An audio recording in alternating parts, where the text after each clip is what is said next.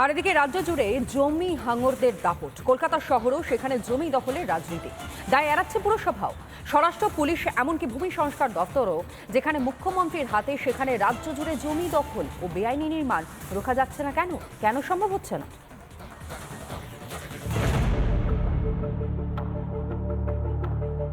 Councillor Sushant ঘোষকে খুনের চেষ্টার নেপথ্যে উঠে এসেছে জমি দখল ও বেআইনি নির্মাণের লড়াই।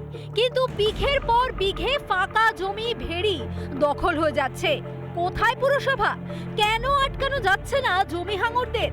108 নম্বর ওয়ার্ডের কাউন্সিলর সুশান্ত ঘোষ অবশ্য দায় ছেড়ে দিয়েছেন। এখানে 2.5 বছর এসছি, এই 2.5 বছরের মধ্যে যদি কোনো ঘটনা ঘটে থাকে তাই দায়ভার নেওয়ার দায়িত্ব আমার। তার আগে কি ঘটেছে সেটার দায়িত্ব আমার নয়। আগে কি হয়েছে তা না জানতেই পারেন, কিন্তু চোখের সামনে যে বেআইনি কাজ হচ্ছে সেটাও কি আটকাতে পারেন কাউন্সিলর? পুরো প্রতিনিধি হিসাবে আমার জমি জমা সংক্রান্ত ব্যাপারে ঢোকার কোনো জায়গা নেই। আর দ্বিতীয় কথা, যেখানে সম্পূর্ণটাই বেআইনি সেখানে আমি আইনি রাস্তায় কি করে তার সমাধান করি। রাজ্য জুড়ে সরকারি জমি দখল, পুকুর ভরাট, বেআইনি নির্মাণ আটকানোর দায়িত্ব তাহলে কার? এই প্রশ্নে কার্যত হাত তুলে দিলেন মেয়র ফেরহাদ হাকিম। আমাদের পক্ষে অবৈধ নির্মাণ আটকানোর, আমি তো এক্সিকিউটিভ পাওয়ার নেই, আমার কমিশনারের আন্ডারে এক্সিকিউটিভ পাওয়ার। এটা কমিশনারের আন্ডারে ডিজি বিল্ডিং দেখবে, তাদের যে অফিসার আছে তারা দেখবে, পুলিশ দেখবে, যারা মাইনে পায় তার জন্য তারা দেখবে। অন্যান্য জমি দূরে থাক, নিজের পাড়ার সরকারি জমিকেই দখলমুক্ত করতে পারছেন না ফেরহাদ হাকিম। এর জন্য অবশ্য মামলা মোকদ্দমাকেই দায়ী করেছেন তিনি। আমার পাড়ায় একটা সরকারি জমি আছে, সেই জমিটা ছাড়াতে পারলে আমি ওখানে একটা চেতলা থানা করব। আমার এটা 10 বছরের স্বপ্ন। আমি মেয়র, আমি মন্ত্রী, 10 বছর ধরে পাচ্ছি না। রাজ্য জুড়ে দখলদারি, বেআইনি নির্মাণের জন্য তৃণমূলকেই দায়ী করেছে বিজেপি। পশ্চিমবঙ্গে একটা শিল্পই চলছে এখন, প্রমোটারি শিল্প।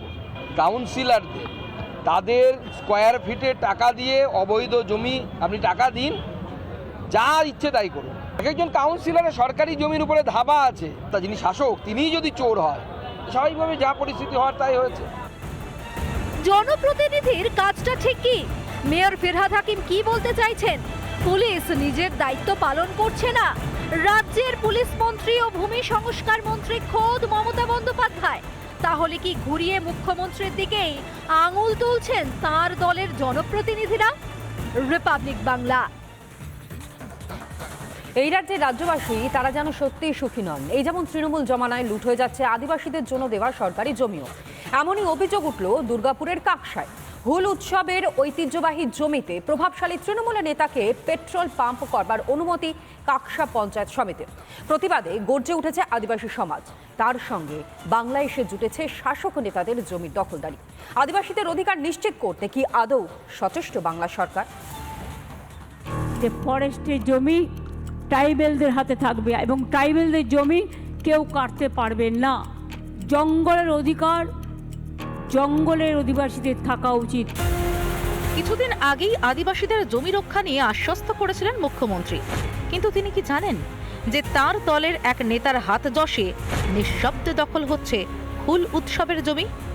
70-এর দশক থেকে যে জমি আদিবাসীদের জন্য নির্দিষ্ট, সেখানেই পেট্রোল পাম্প করতে অনুমতি কাকসা পঞ্চায়েত সমিতির। নকশাল আন্দোলনকে দমন করার জন্য এই মাঠে হুল উৎসব শুরু হয়। আদিবাসীদের একটা স্মৃতি বিজড়িত এই ময়দান। দেখা যাচ্ছে যে একজন প্রভাবশালী আউটগ্রামের একজন প্রভাবশালী তৃণমূল নেতা, তিনি নাকি এই ময়দান, এই মাঠ কিনে নিয়েছেন। ভূমি ও ভূমি সংস্কার দপ্তর খোদ মুখ্যমন্ত্রীর হাতে, তারপরও সরকারি জমি চলে যাচ্ছে ব্যক্তিগত মালিকানায়। অভিযোগ, ইতিমধ্যে তৃণমূল নেতার লোকেরা ময়দানের একাধিক গাছ কেটে ফেলেছেন। কিছু অংশ গাছটা কেটে ফেলেছে। ওখানে গিয়ে আমি নিজে দেখি এবং তাদেরকে বারণ করি। তারা একটা ভুয়ো পারমিশন লেটার দেখিয়েছে। বন দপ্তরের আধিকারিকেরা ঘটনাস্থলে পৌঁছলে তাদেরও গাছ কাটার ভুয়ো অনুমতিপত্র দেখানো হয় বলে অভিযোগ। আমরা তদন্ত করে দেখছি, সেই জমি যে গাছগুলো কাটা হয়েছে সেগুলো আমরা সিজ করে নেব। আচ্ছা, সেক্ষেত্রে কি যারা কাটছে, মানে যে এই যে শেখ আফজল রহমান, অবশ্যই আইনানুগ যা ব্যবস্থা হওয়ার সেটা। অভিযোগ খতিয়ে দেখে দ্রুত ব্যবস্থা গ্রহণের আশ্বাস দিয়েছেন কাকসার বিডিও। আমি এবং আমার উদ্যোক্তন কর্তৃপক্ষ প্রত্যেকেই কিন্তু বিষয়টা নিয়ে আমরা ভাবনা চিন্তা করছি এবং যত শীঘ্রই সম্ভব এটাকে একটা রিজলভ করে বা কোনো রকম সলিউশন করে আমরা চেষ্টা করছি যাতে ওনাদের অভিযোগটাকে। অন্যদিকে নিজেদের জমি দখলের বিরুদ্ধে গর্জে উঠছে কাকসার আদিবাসী সমাজ। আমরা ওই মাঠটাকে ভারত জাগাত মাঝি পারগানা মহলের পক্ষ থেকে কোনো মতে বেদখল হতে দেবো না। তাতে যদি গোটা অল ওয়েস্ট বেঙ্গল স্তব্ধ করার দরকার হয় আমরা স্তব্ধ করব। ভূমি ও ভূমি সংস্কার দপ্তরে অভিযোগও জানানো হয়েছে একাধিক আদিবাসী সংগঠনের তরফে। অভিযোগ পেয়ে বিষয়টি সরেজমিনে খতিয়ে দেখতে ঘটনাস্থলেও যান বিএলআরও আধিকারিকেরা। শাসক দলের প্রভাবশালীদের খপ্পরে জমি হাতছাড়া হওয়ার আশঙ্কায় আদিবাসী সমাজ। তৃণমূলের জমি লুঠের রাজনীতিকে তীব্র আক্রমণ বিজেপির। গোটা রাজ্য জুড়ে তৃণমূল যে নেতারা আছে তারা এক একজন এক একটা জায়গায় জমিদার হয়ে গেছে, তারা যা ইচ্ছে তাই চাইছে। এইভাবে গোটা রাজ্যটা লুটের রাজ্যে পরিণত হয়েছে। এই আবহেই নবান্নের ট্রাইবাল অ্যাডভাইজারি বোর্ডের সদস্যদের সঙ্গে মুখ্যমন্ত্রীর বৈঠকে উঠল জমি দখল প্রসঙ্গ। মুখ্যমন্ত্রী জানিয়েছেন, আদিবাসীদের জমি কেউ কেড়ে নিতে পারবে না। জমি দখলের সবকটি অভিযোগ খতিয়ে দেখে কড়া ব্যবস্থা নেবে সরকার। প্রশাসন যথাযথ ব্যবস্থা নেবে যদি এর ভেতরে কোনো সত্যতা থাকে। যে আমাদের মাননীয় মুখ্যমন্ত্রীর ঘোষিত নীতি, জঙ্গলের জমি উপরে কারুর কোনো ব্যক্তি মালিকানা অধিকার থাকবে না। একই লাগাতার অনুপ্রবেশের জেরে দিকে দিকে আদিবাসীদের অস্তিত্ব সংকটে। অবৈধ বাংলাদেশিদের সফট টার্গেট আদিবাসী জনজাতিদের জমি। তার সঙ্গে বাংলা এসে জুটেছে শাসক নেতাদের জমির দখলদারি। আদিবাসীদের অধিকার নিশ্চিত করতে কি আদৌ সচেষ্ট বাংলার সরকার? রমেন মজুমদার ও বিট্টু রায়চৌধুরীর রিপোর্ট, রিপাবলিক বাংলা। যে কোনো সময় খবরের শিরোনামে থাকেন ভরতপুরের তৃণমূল কংগ্রেসের বিধায়ক হুমায়ুন কবির। আর এবার তার যা মন্তব্য যে খোদ পুলিশ মন্ত্রীর ওপরই অনাস্থা প্রকাশ করতে দেখা গেল তাকে। মমতার হাত থেকে অভিষেক ব্যানার্জির হাতে পুলিশের দায়িত্ব তুলে দেওয়ার দাবি করেছেন তৃণমূল বিধায়ক। মমতার পুলিশে আস্থা নেই, ফিরাদ এবং সৌগতর একাধিক দপ্তর সামলাতে হিমশিম খাচ্ছেন মমতা। সব দপ্তরে নজরদারির অভাব রয়েছে মমতার। অভিষেক বন্দ্যোপাধ্যায়কে ডেপুটি সিএম করে যদি পুলিশের দায়িত্বভার দেওয়া হয় তাহলে আরও পুলিশ রেজিমেন্ট ফোর্সের মতো শৃঙ্খলা পরায়ণ হয়ে আরও বেশি পশ্চিমবাংলার মানুষের পরিষেবা দেবে। রাজ্যের আইন শৃঙ্খলার পরিস্থিতি ফেরাতে অভিষেককে পুলিশ মন্ত্রী হওয়ার প্রস্তাব ভরতপুরের তৃণমূল বিধায়কের। অভিষেক বন্দ্যোপাধ্যায়কে ডেপুটি সিএম করে যদি পুলিশের দায়িত্বভার দেওয়া হয় তাহলে আরও পুলিশ রেজিমেন্ট ফোর্সের মতো শৃঙ্খলা পরায়ণ হয়ে আরও বেশি পশ্চিমবাংলার মানুষের পরিষেবা দেবে। হুমায়ুন কবিরের মন্তব্য প্রথম নয়। এর আগে মমতার পুলিশকে এক হাত নিয়েছেন তৃণমূলের দুই মন্ত্রী থেকে সাংসদ। কি করে আর্মস ঢুকছে, ইন্টেলিজেন্স কোথায়, নেটওয়ার্ক কোথায়? কলকাতা শহরে বিহার থেকে 9mm পিস্তল আসছে, এটা তো ভাবা দরকার। পুলিশ কি করে? আমাদের যে বর্ডারগুলো আসে সেখানে দেখার কেউ লোক নেই, আর পুলিশ কাউকে ধরতে পারে না।